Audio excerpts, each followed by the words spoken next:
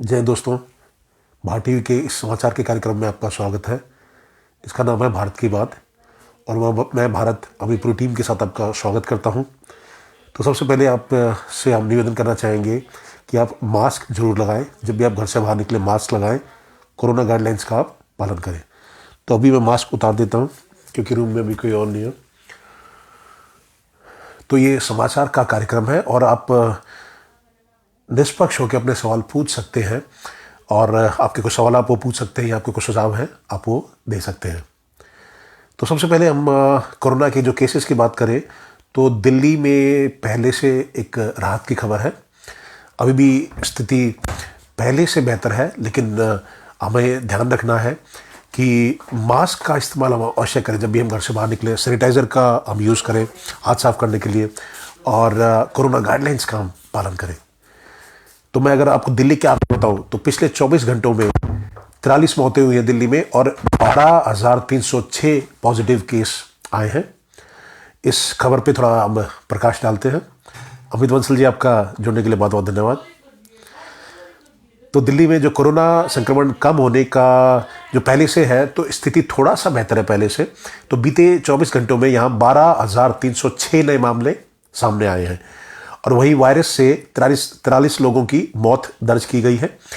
राजधानी में कोरोना संक्रमण दर 21.48%, यानी कि 21.5 के अराउंड है अभी जो पॉजिटिविटी रेट जिसे कहते हैं।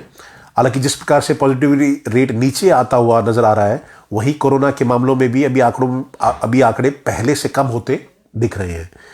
और लेकिन कोरोना मरीजों की मौत के आंकड़े ने टेंशन बढ़ा रखी है। पिछले 24 घंटों में भी 43 मरीजों की मौत हुई है और ऐसे में 10 जून के बाद एक दिन में सबसे ज्यादा मौतें हुई हैं। तो पिछले साल जो 10 जून को जो मौतें हुई थी उसके बाद आज सबसे ज्यादा मौतें हुई हैं। 43 मौत हुई है कोरोना की वजह से और 10 जून को 44 मरीजों की मौत हुई थी। दिल्ली में अब जो एक्टिव कोरोना के मामले हैं वो है 68,730 और वहीं राजधानी में कोरोना से मौत का आंकड़ा कुल आंकड़ा 25,503 हो गया है। 25,503 यानी कि पहली लहर में, दूसरी लहर में और तीसरी लहर पूरा मिला के। और इसके अलावा होम आइसोलेशन में 53,593 मरीज हैं। तो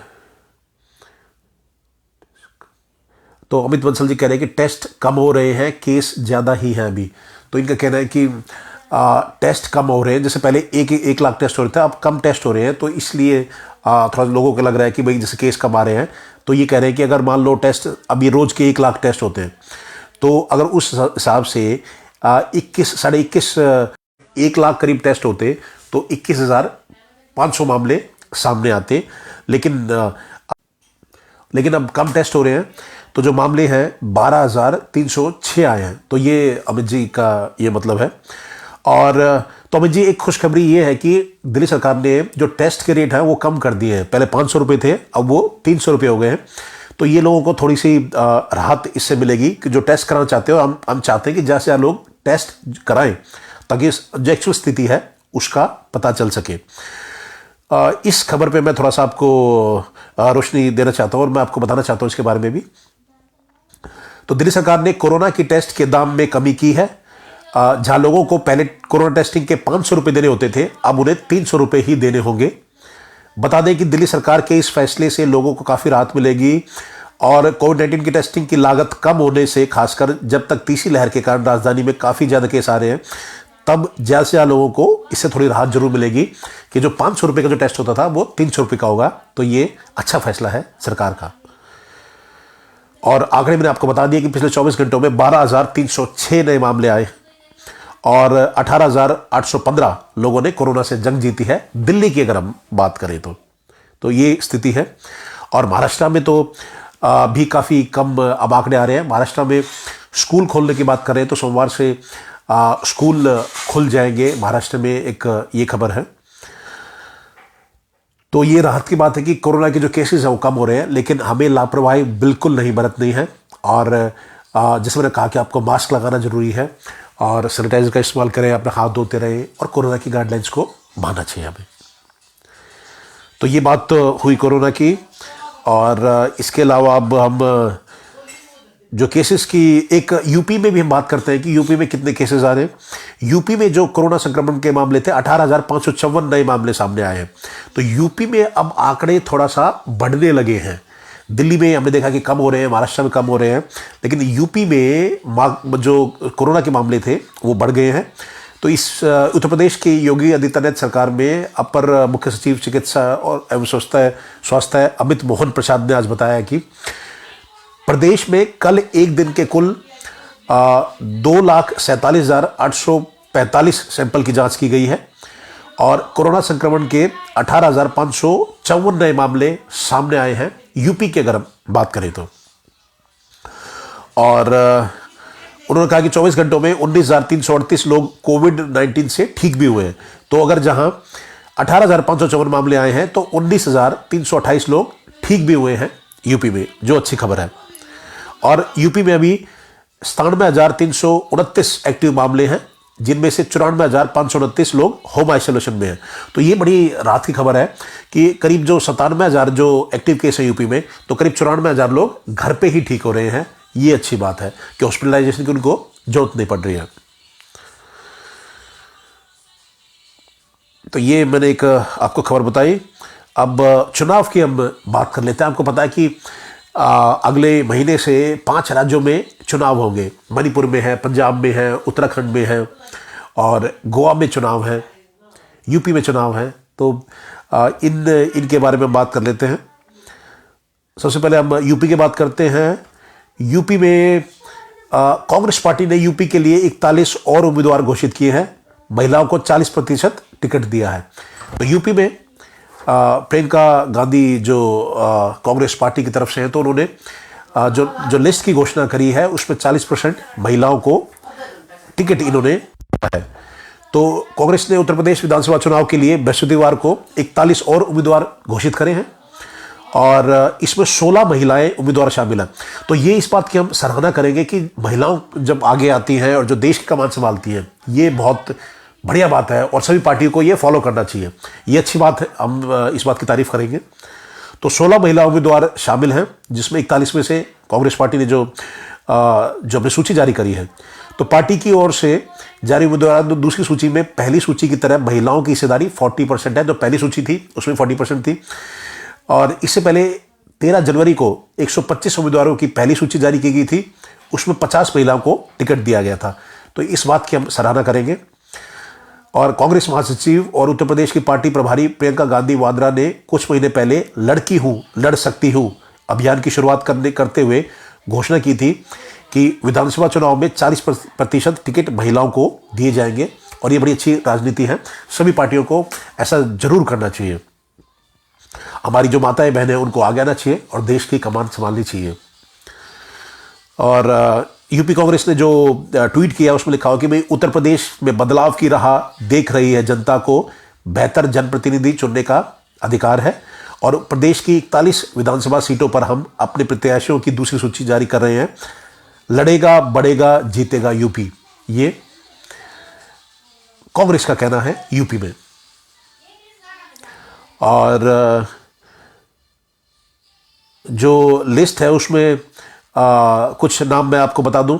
सहारनपुर से सुखविंदर कौर और चरथावल से यास्मीन राणा और साहिबाबाद से संगीता त्यागी, मोदीनगर से नीरज कुमारी, हापुड़ से भावना वाल्मीकि और सैना विधानसभा सीट से बुलंदशहर से पूनम पंडित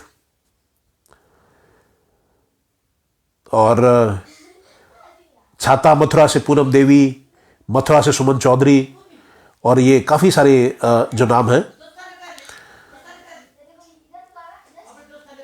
और इसमें जो प्रमुख हैं वो संगीता त्यागी का नाम है जो साहिबाबाद से चुनाव लड़ रही हैं और वह कांग्रेस के प्रवक्ता रहे दिवंगत राजीव त्यागी की पत्नी है। तो राजीव त्यागी को पिछले साल एक टेलीविजन चैनल की बहस के तत्काल बाद दिल का दौरा पड़ने से निधन हो गया था। तो कांग्रेस के प्रवक्ता थे राजीव त्यागी और एक वो डिबेट में थे, जो एक पॉलिटिक्स पे डिबेट था, उसके बाद उनको दिल का दौरा पड़ गया था और उनके बाद उनकी मृत्यु हो गई थी। तो उनकी पत्नी अब चुनाव में उतार दी है कांग्रेस ने। और सैना से कांग्रेस उम्मीदवार पूनम पांडे किसान आंदोलन में सक्रिय भूमिका निभाई थी। तो जो पूनम पांडे ये शूटर भी हैं और ये किसान आंदोलन में शामिल थी। तो उस टाइम इनसे जब पूछा गया था कि आप राजनीति में आना चाहते हैं, उन्होंने साफ मना कर दिया था। लेकिन अब इन्होंने कांग्रेस से टिकट ले लिया है और पूनम पांडे आपको स्याना जो सीट है वहाँ से दिखाई देंगी। वह अंतर्राष्ट्रीय निशानेबाज भी रह चुकी हैं और इन 16 महिला उम्मीदवारों के साथ ही कांग्रेस ने अपनी दूसरी सूची में अलग अलग वर्गों के लोगों को उम्मीदवार बनाया है। और जो यूपी की कांग्रेस की पोस्टर गर्ल थी, उसको बीजेपी ने टिकट दे दिया है, तो बीजेपी में वो चली गई है।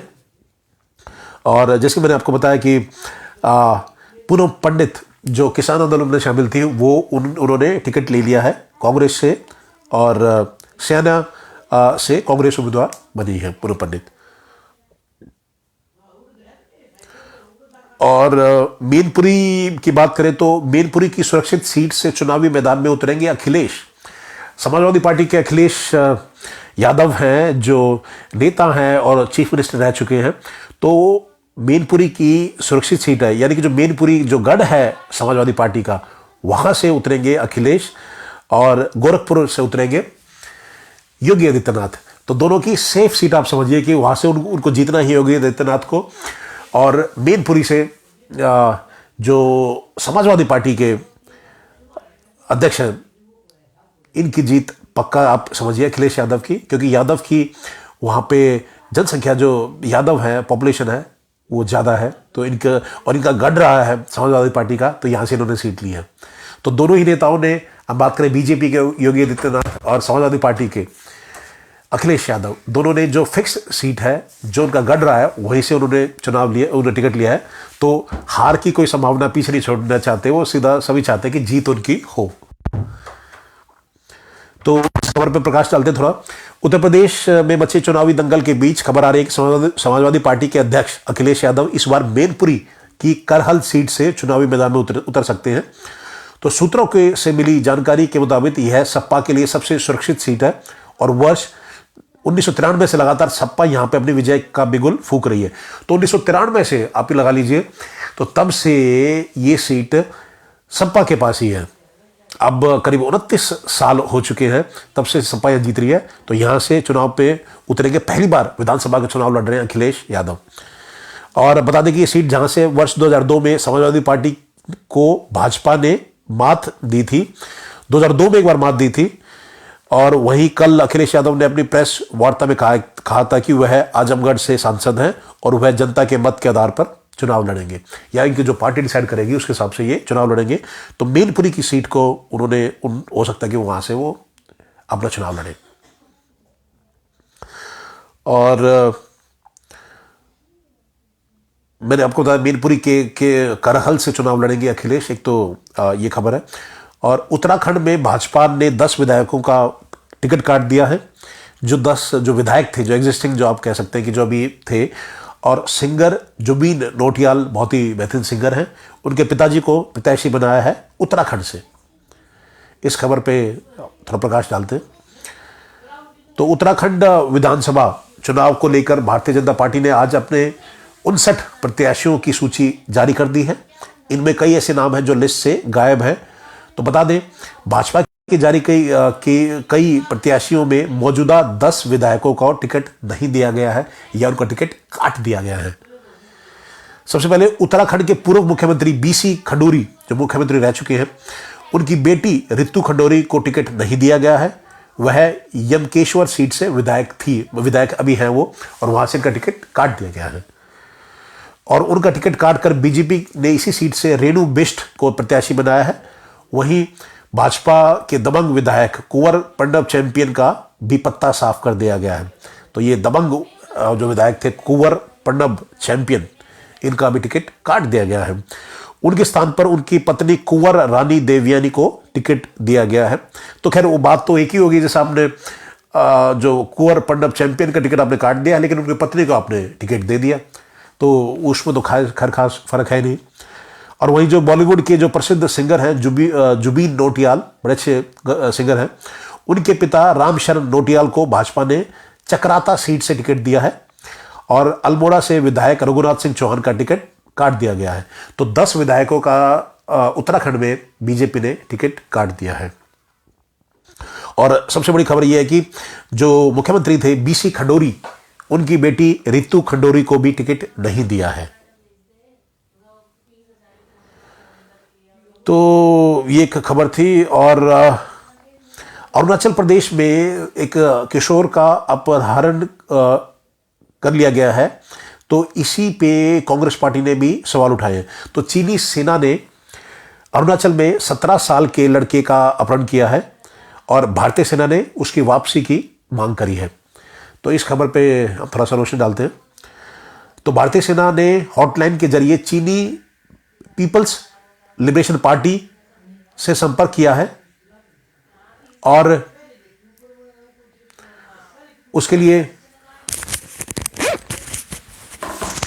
तो इसके आप भी अपने सवाल पूछ सकते हैं और अपने आप सुझाव भी आप दे सकते हैं।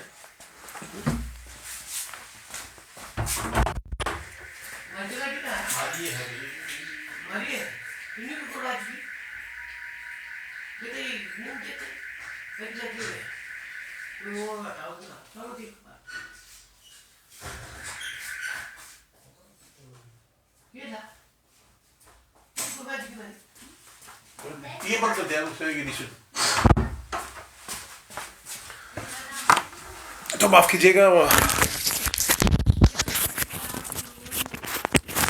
तो हम बात कर रहे थे। तो जो टिकट जो हम बात कर रहे थे कि भारतीय सेना ने हॉटलाइन के जरिए चीनी पीपल्स लिबरेशन आर्मी से संपर्क किया है और अरुणाचल प्रदेश में अपहृत जो किशोर मिराम तरोन की वापसी की मांग करी है भारतीय सेना ने। और रक्षा सूत्रों ने गुरुवार को यह जानकारी दी है। तो एक रक्षा PRO ने ट्वीट किया है कि अरुणाचल प्रदेश के जोदो के 17 वर्षीय मिराम तरोन को कथित तौर पर LAC के पार PLA ने पकड़ लिया है और उसके रिहाई की भारतीय सेना ने मांग करी है। और सूचना मिलने पर भारतीय सेना ने तुरंत एक हॉटलाइन के माध्यम से PLA से संपर्क किया। प्रोटोकॉल के तहत उसका पता लगाने और उसे वापस करने के लिए PLA से मदद मांगी गई है। तो इस बात पे कांग्रेस ने कहा है, जो बात रखी है अपनी, उसका मैं आपको बताना चाहूंगा। कांग्रेस ने अरुणाचल प्रदेश के एक किशोर का चीन के सैनिकों द्वारा अपहरण किए जाने संबंधी भाजपा सांसद तापिर गांव के दावे को लेकर बृहस्पतिवार को प्रधानमंत्री नरेंद्र मोदी पर निशाना साधा है और कहा है कि प्रधानमंत्री को इस मामले पर देश को जवाब देना चाहिए।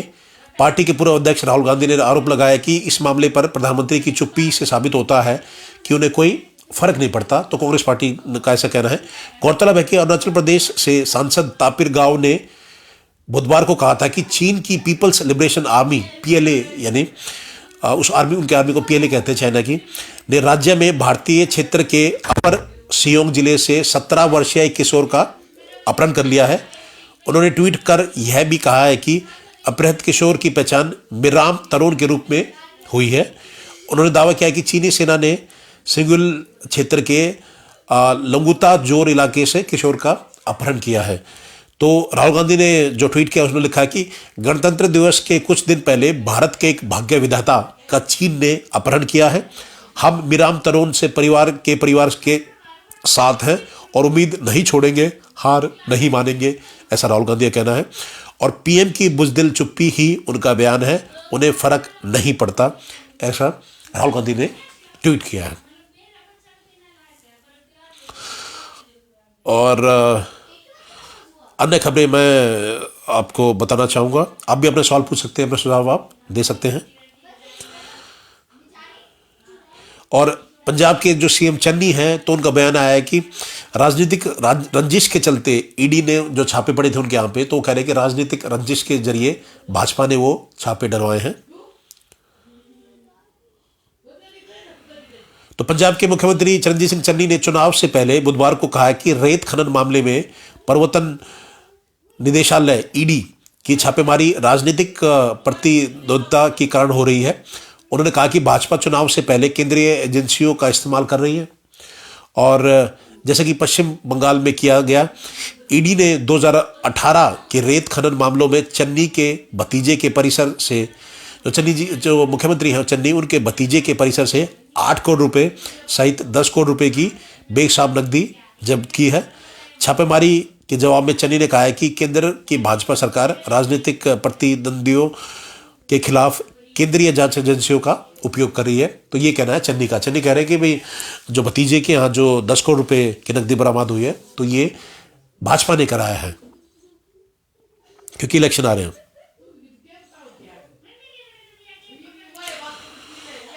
तो और मैं आपको बता दूं,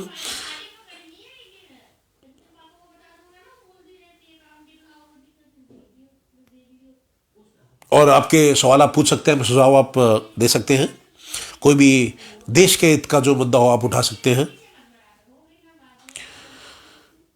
और पीओके के रास्ते घुसपैठ की फिराक में है आतंकवादी, एलओसी और आईबी में सेना ने बढ़ाई निगरानी, एक ये खबर है।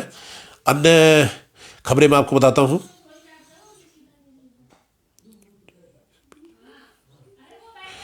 सीएम शिवराज चौहान ने कहा है कि गांव में घरों तक टोटी से पेयजल पहुंचाने की प्रधानमंत्री मोदी की पहल ऐतिहासिक है।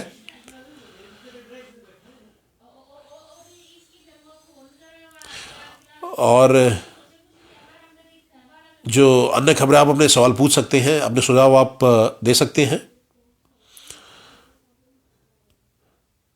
और ईडी का जो छापा पड़ा था पंजाब में, तो चन्नी से उनके रिश्तेदार से जब्त किए गए नकदी पर राघव चड्ढा ने स्पष्टीकरण मांगा है। तो कल हमने देखा था कि अरविंद केजरीवाल ने कहा था कि भाई ये बेईमान है, आम आदमी नहीं है चन्नी, ये बेईमान है। और आनंद महिंद्रा ने स्वर्ण पदक विजेता अवनी लखेरा को गिफ्ट की स्पेशल कार, एक कार उन्होंने बनाई है, बहुत अच्छी ये पहल है। तो उद्योगपति आनंद महिंद्रा हैं, तो उन्होंने टोक्यो पैरालंपिक्स में गोल्ड मेडल जीतने वाली अवनी लखेरा को एक विशेष कार उपहार में दी है। और 2 मेडल उन्होंने भारत के लिए जीते थे पैरालंपिक में। अवनी ने राजस्थान से आती हैं और विशेष रूप से अनुकूलित एक्सयूवी 700 कार में एक विशेष हाइड्रोलिक सीट लगी है, जिस पर अवनी आसानी से बैठ सकती हैं या व्हीलचेयर पर कार से बाहर निकल सकती है। ये बहुत ही बेहतरीन खिलाड़ी है, भारत की बेटी, भारत के लिए 2 मेडल ये जीत कर लाई थी पैरालंपिक्स में। इनके जो पैर हैं वो जो नीचे से काम नहीं करते, तो उसके लिए आनंद महिंद्रा ने बड़ी अच्छी शुरुआत करी है। एक एसयूवी 700 गाड़ी इनको गिफ्ट दी है, जिसमें ये आराम से बैठ सकती हैं या व्हील चेयर्स पर कार से बाहर निकल सकती हैं। तो बहुत अच्छा ये इनिशिएटिव है आनंद महिंद्रा जी द्वारा।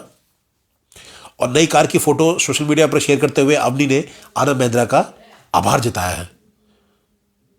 एक कस्टमाइज कार है, यानी कि जो नॉर्मल कार होती है उससे थोड़ा अलग के हटके जो रिक्वायरमेंट के हिसाब से गाड़ी बनाई जाती है, तो वो अवनी के लिए बनाई है आनंद महिंद्रा ने। धन्यवाद। और आप अपने सवाल पूछ सकते हैं, अपने सुझाव आप दे सकते हैं, क्योंकि ये भारत की बात है, ये देश की बात है। ये बड़ी अच्छी खबर बड़ी अच्छी खबर थी, और हम देते हैं। और ये भारत की बेटी, देश का नाम इन्होंने रोशन किया, अवनी लखेरा, राजस्थान। नाम याद रखिएगा, ये हर एक पैरालंपिक में ये भारत की बेटी भारत के लिए बहुत सारे मेडल जीत के लाएगी। कुछ अंतर्राष्ट्रीय खबरों के भी बारे में बात कर लेते हैं। और चीन पेंगोंग शो झील के किनारे कर रहा है झील का निर्माण, सैटेलाइट तस्वीरों के सामने से ये पता चला है। और चांद पर जाने वाली पहली महिला बन सकती है जेसिका मीर। अभिनव त्रिपाठी चांद पर कदम रखने वाली पहली महिला बन सकती है नासा की एस्ट्रोनॉट जेसिका मीर। एक ये खबर है, बड़ी अच्छी खबर है। और न्यूजीलैंड में वार्षिक खाद्य मूल्य दशक में सबसे अधिक बढ़ा। न्यूजीलैंड में वार्षिक खाद्य कीमतें दिसंबर 2021 में 4.5% अधिक थी, जो सितंबर 2011 के बाद सबसे बड़ी वार्षिक वृद्धि है। और पाकिस्तान के लाहौर में जोरदार बम धमाका हुआ है और 3 की मौत हुई है और कई लोग इसमें घायल हुए हैं। ये अंतर्राष्ट्रीय खबर है।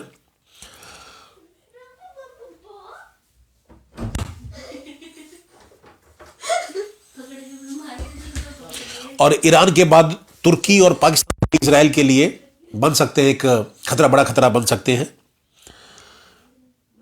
और जो हमने आपको लाहौर की खबर बताई थी, तो लाहौर के अनारकली इलाके में बम विस्फोट हुआ जिसमें 3 लोगों की मौत हुई है और 20 लोग उसमें घायल हुए हैं। ताइवान के उपराष्ट्रपति अमेरिका का दौरा करेंगे। ये अंतर्राष्ट्रीय खबरें हम आपको बता रहे हैं।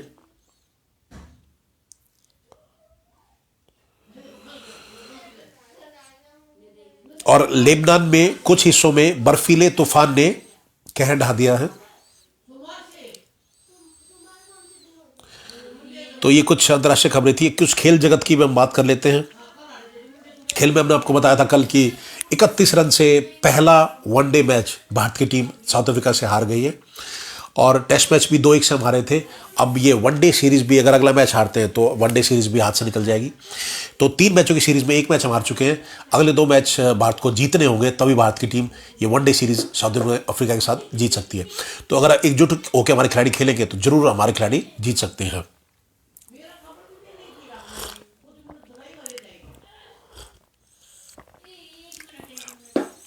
और आईसीसी ने टेस्ट टीम की घोषणा करी है। जो साल की जो टेस्ट टीम है इसमें 3 भारतीय खिलाड़ी हैं और केन विलियमसन को कप्तान बनाया गया है। तो साल की एक लिस्ट जारी होती है जिसमें जो पूरे वर्ल्ड की जो अलग अलग टीम्स हैं उनके टॉप के खिलाड़ी, जो क्रिकेट के खिलाड़ी को चूज किया जाता है। तो उसमें 3 खिलाड़ियों को जगह दी है जो भारतीय हैं। विलियमसन को कप्तान बनाया गया है। तो जो 3 खिलाड़ी हैं, रोहित शर्मा, रविचंद्र अश्विन और ऋषभ पंत को टीम में जगह मिली है, जो वर्ल्ड 11 आप कह सकते हैं। और वहीं पाकिस्तान के फवाद आलम, हसन अली और शाहीन शाह अफरीदी को टीम में जो पाकिस्तान की टीम से उन्होंने जगह बनाई है। और वहीं वर्ल्ड चैंपियन न्यूजीलैंड की ओर से केन विलियमसन और काइल जेमिसन टीम में जगह बनाने में सफल हुए हैं। श्रीलंका के कप्तान दिमुथ करुणारत्ने को टीम में सलामी बल्लेबाज के रूप में जगह मिली है। वहीं दुनिया के नंबर 1 टेस्ट बल्लेबाज लाबुशेन टीम में जगह पाने वाले इकलौते कंगारू खिलाड़ी हैं, यानी ऑस्ट्रेलिया के खिलाड़ी हैं। तो जो टीम इस प्रकार है, जो ICC test team of the year, Dimuth Karunaratne, Rohit Sharma और लाबुशेन, जो रूट, केन विलियमसन कप्तान, फवाद आलम, ऋषभ पंत को कीपर के तौर पर लिया गया है, R Ashwin, Kyle Jamieson, Hasan Ali, Shaheen Shah Afridi.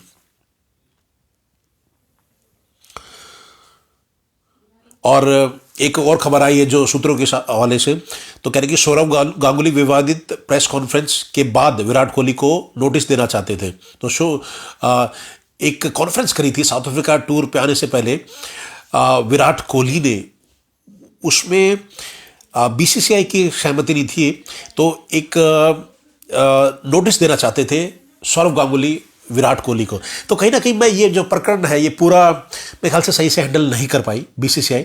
और रोहित शर्मा और विराट कोहली के बीच में जो अनबन थी, या जो मीडिया ने क्रिएट करा, या फिर जो उस मामले को मैं कहीं ना कहीं समझता हूँ कि हम जो सौरव गांगुली है और जो सेलेक्टर्स हैं, जो बीसीसीआई हैं, वो ढंग से हैंडल नहीं कर पाए। उसी के कारण विराट कोहली को तीनों फॉर्मेट से अपना संन्यास कप्तानी के तौर पे हटना पड़ा। अभी कह सकते हैं कि वो T20 में की जो गेम होता है उससे वो खुद उन्होंने वो हट गए कैप्टनसी से। वनडे से फिर उनको निकाल दिया गया कि आप T20 से हटो, तो आपको वनडे से भी हटा रहे हैं, हमें एक ही कप्तान चाहिए जो दोनों फॉर्मेट संभाले। और उसके बाद जब साउथ अफ्रीका से सीरीज हारे टेस्ट मैच, तो वो खुद ही टेस्ट मैच की कप्तानी से भी हट गए। तो उसमें खबर है कि गांगुली विराट को एक नोटिस भेजना चाहते थे। बीसीसीआई के अध्यक्ष हैं और साउथ अफ्रीका टूर से पहले की हम बात कर रहे हैं। और सैयद मोदी इंटरनेशनल जो बैडमिंटन का जो टूर्नामेंट है उसमें क्वार्टर फाइनल में पहुंचे पीवी संधू और एचएस प्रणय, ये क्वार्टर फाइनल में पहुंच गए हैं। और सुनील गावस्कर ने केएल राहुल की कप्तानी की जमकर आलोचना की है। पहले मैच में कप्तान थे केएल राहुल, बल्कि वो तीनों जो 3 मैच होंगे, तीनों वनडे, तीनों में कप्तानी करेंगे केएल राहुल। तो उनकी जम के आलोचना करी है, हार का सामना करना पड़ा था भारतीय टीम को। और उड़ीसा BWF ओडिशा ओपन 2022 की मेजबानी के लिए तैयार है। और विमेंस एशेज 2022 पहले T20 मैच में ऑस्ट्रेलिया महिला टीम ने इंग्लैंड को 9 विकेट से हराया। तो इंग्लैंड और ऑस्ट्रेलिया का T20 जो मैच चल रहे हैं तो उसमें 9 विकेट से हरा दिया ऑस्ट्रेलिया ने इंग्लैंड को। तो आप भी अपने सवाल पूछ सकते हैं, अपने सुझाव आप रख सकते हैं। तो ये कुछ खेल की खबरें मैंने आपको बताई। और टेरो डेनियल से हारकर ऑस्ट्रेलियन ओपन से बाहर हुए एंडी मरे जो खिलाड़ी हैं वो टेरो डेनियल से हार गए हैं और ऑस्ट्रेलियन ओपन से बाहर हो गए। जोकोविच तो इस टूर्नामेंट में उनको हिस्सा नहीं लेने दिया गया क्योंकि वैक्सीन नहीं लगा रखी थी उन्होंने, तो उनको मना कर दिया था ऑस्ट्रेलिया ने और वापस उनके देश सर्बिया उनको भेज दिया गया था। अब कुछ बॉलीवुड की खबरों पे हम चर्चा करते हैं। बॉलीवुड में आप इसके बाद आपके भी कुछ सुझाव हो तो आप रख सकते हैं, अपने सवाल आप पूछ सकते हैं। तो 4 फरवरी से शादी की रस्में शुरू होंगी और करिश्मा तन्ना वो अपने बॉयफ्रेंड वरुण बगेरा से शादी कर रही हैं। तो एक ये खबर है। और सानिया मिर्जा ने रिटायरमेंट का फैसला ले लिया टेनिस से। तो बॉलीवुड से भी काफ़ी इसके लिए रिएक्शन आए हैं। जैसे सानिया मिर्जा ने टेनिस से रिटायरमेंट का फैसला लिया तो ये सीज़न वो खेलेगी 2022 को, उसके बाद वो रिटायर हो जाएंगे। और ट्विंकल खन्ना ने एक गाना गाया है सोशल मीडिया पे, वो पोस्ट किया था। तो फैंस ने बोला कि भाई बाकी सब तो ठीक है मैडम, पर गाना कभी मत गाना। यही वर्क के तौर पे आप ये कह सकते हैं कि मजाक में लोगों ने ये कहा है कि भाई चलो आपने बाकी तो सब कुछ ठीक है लेकिन फिर से गाना मत गाना आप। तो एक ये खबर है। और जो मशहूर सिंगर है शान, उनकी माताश्री का देहांत हो गया है। तो कैलाश खेर ने शोक जताया है और इस खबर को सभी को बताया है। और ये जो खबर है तो इस पे शान की जो माताश्री थी सोनाली मुखर्जी, उनका बुधवार देर रात आखिरी सांस ली है और जो निधन की जो वजह है वो अभी पता नहीं चल सकी है। तो भगवान दिवंगत आत्मा को अपने श्री चरणों में स्थान दे और परिवार को इस दुख में शक्ति प्रदान करें। तो ये एक खबर थी। और धनुष और ऐश्वर्या यानी कि रजनीकांत की बेटी, उनका डाइवोर्स हो गया है। और रजनीकांत के तलाक पर बोले पिता, ये मामूली घर का झगड़ा था, उसी से ये बात बढ़ गई। तो अब 18 साल की शादी के बाद दोनों का तलाक हो गया है। और मशहूर एक्टर अरुण वर्मा का भी निधन हो गया है। 80 से ज़्यादा फिल्मों में काम कर चुके थे अरुण वर्मा, तो उनका भी निधन हो गया है। एक ये खबर है। तो ये सब खबरें हमने आपको बताई, हमने देश की आपके सामने बात रखी, जो आज की दिन की खबरें थी वो सब हमने आपको बताई। और अंतर्राष्ट्रीय खबरें हमने आपको बताई, पॉलिटिक्स की हमने आपको खबरें बताई, चुनावों की आपको खबरें बताई, स्पोर्ट्स की, एंटरटेनमेंट की सारी हमने आपको खबरें बताई। तो अंत में फिर से हम आपसे कहना चाहेंगे कि आप मास्क जरूर लगाएं। कोरोना का खतरा अभी टला नहीं है। जब भी घर से बाहर निकलें मास्क जरूर लगाएं, सैनिटाइजर का इस्तेमाल करें हाथ साफ करने के लिए, और 2 गज की दूरी बना के रखें, सोशल डिस्टेंसिंग का पालन करें। और जो कोरोना गाइडलाइंस के जो नियम हैं सरकार ने जो बताए हैं तो उनका आप जरूर पालन करें। और आप सब अच्छे काम करें, देश के लिए अच्छे काम करें, परिवार का नाम रोशन करें, देश का नाम रोशन करें। और कुछ समय अभी कोरोना के समय हम आपको कहना चाहेंगे घर पे ही रहें, बहुत ज़रूरी हो तभी आप घर से बाहर निकलें। आप सभी को शुभ रात्रि। और मैं भारत अपनी टीम की तरफ से आप सबको जुड़ने के लिए धन्यवाद करता हूँ। जय हिंद, जय भारत।